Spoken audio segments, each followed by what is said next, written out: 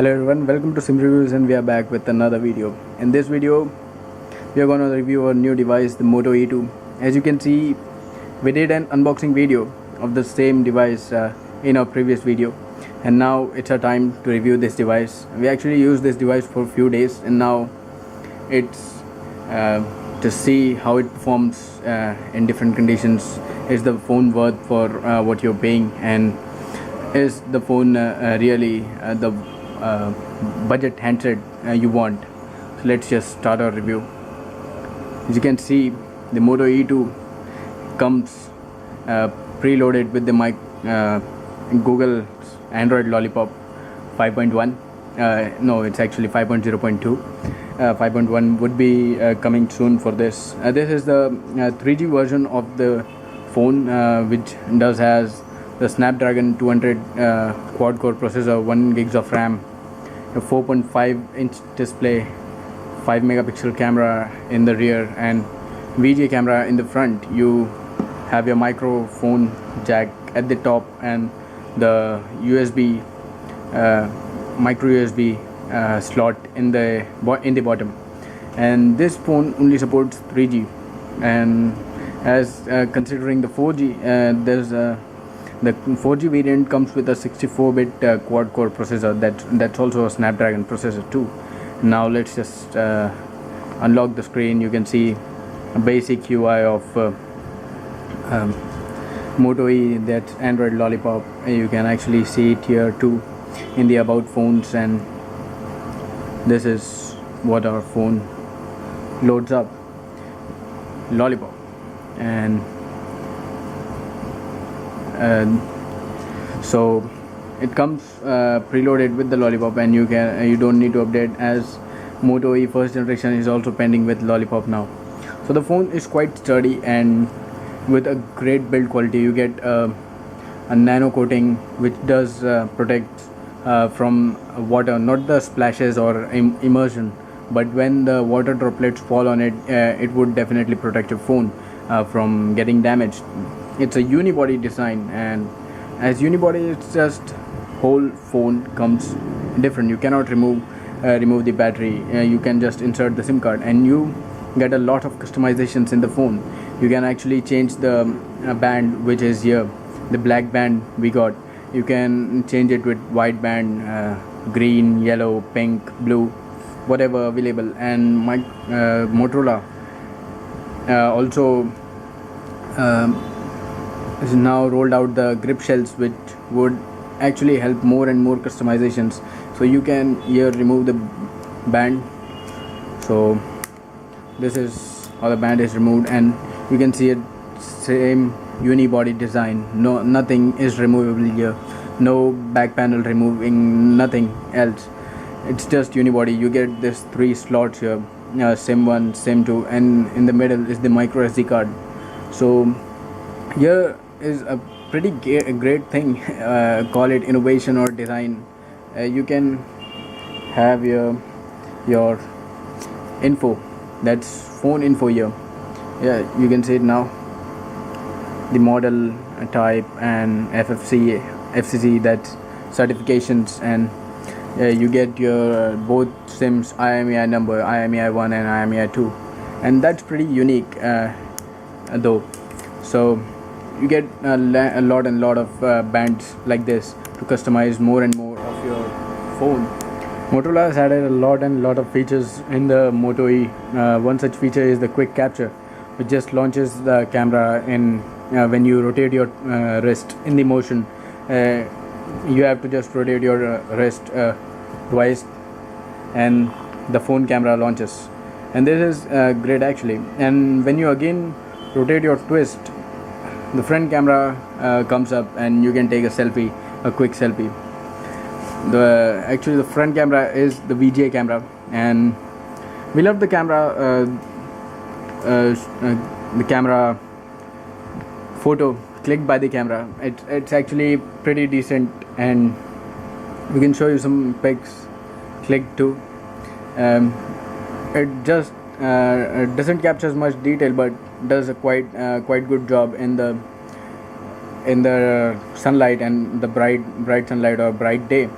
But as expected, it comes without flash, so it would definitely lag when when the capture pic is of low light, or when you capture in the evening or at night. Mostly at the night, it would suffer a lot.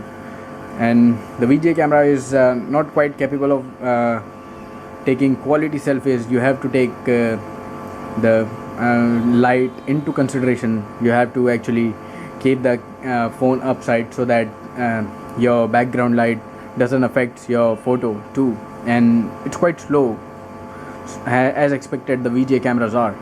And the video must have been a 720p. Actually, it should have been given 720p. We are actually quite disappointed with the video too.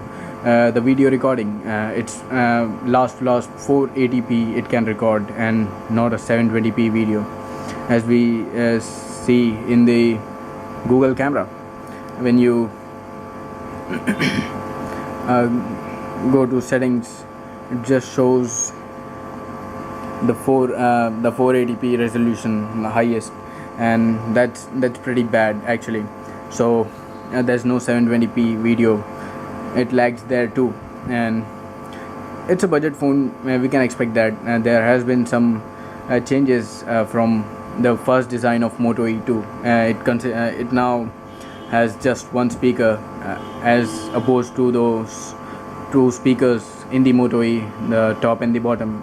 And actually, the top speaker is also acts as your phone speaker, and the loudspeaker too.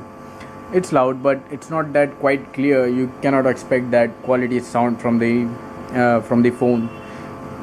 The profit for buying this phone is a stock Android, a pure stock Android. As we all know, Motorola provides a 99% stock Android with just some of the Moto features from it, just like the Moto Assist and different, so that the Moto Migrate and different apps, so that you don't lose your data, or migration from different phones to the new phone is made easy. So that's great actually. So the camera is quite decent. The phone has a 4.5-inch display. It's not the brightest display or the clearest display in town, but what you pay for the phone, you get actually a pretty decent quality in the screen too.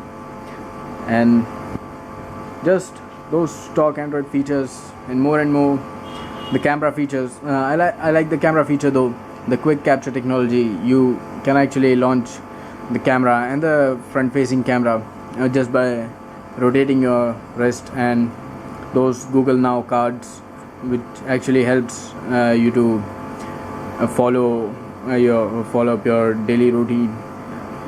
You can add those new users, different settings. You get the cast screen, auto rotate, and different. And what the plus point for this phone is, it comes with 1 gigs of RAM, and you can actually play most of the games without a lag. Well, not high definition gaming, but yes, you can play a lot of games. You'll also get all those future updates with this phone. As Google have now launched the Android 5.1 Lollipop, you will be getting anytime soon when it arrives on the other Motorola phones too. And this is actually a pretty good phone with strong build quality and lot of research. It's actually great. It's not that slim or other thing. It actually has some great features like the quick capture and those Moto apps like Moto Assist and different things. You get a stock Android experience. You can update your phone to newer versions of the Lollipop, and till next year, even a new version of Android arrives. You would be actually pretty sure that you would be getting this update sooner or the later. And just that's it. That's a review about Moto E. And in conclusion, we would like to say that this phone is great, with a strong build quality, a Moto experience, a stock Android experience. and also a new VGA camera added to the older Moto E. It's actually a good phone to gift someone who is not that tech geeky or not that technical. It's actually a good phone for your cousins, the younger cousins, and the friends. If you want to give them, there's a lot of customization. If you want to change your band color, it would actually be great when you would apply a different color band to your black color phone, and would actually look great and feel great. The phone even doesn't slips from your hand. It's that the textured band runs out good. The buttons are also that great. It feels the touch. And if you want to really buy this phone, I would actually say you to just wait for the 4G phone to arrive in India, because it has a lot great feature. And the one such great feature is the 64-bit processor, 64-bit quad-core processor. So as you can see, the Lollipop can take the full advantage of the 64-bit processor with those 64-bit applications. So it would be great for that too, as currently there's no 64-bit application, very less actually 64-bit applications for Lollipop. So in future it would be actually a future-proof phone too, and supporting 4G would also be great. So if you want to buy this phone, it's great. A stock Android, a user experience very great, a lot of features, decent camera, decent screen, and much capable of playing those hard those games which need 1 gigs of RAM. And that's it. That's a great phone which we reviewed. Please do like the video if you really liked it, and if you have some query about the phone or Lollipop, we have done a separate tips and tricks video for the Android Lollipop. And do comment if you have some query or questions, or even a suggestion or two, and do share the video for others to be who want to buy this phone, who are willing or thinking to buy this phone. This is Sim Reviews saying bye.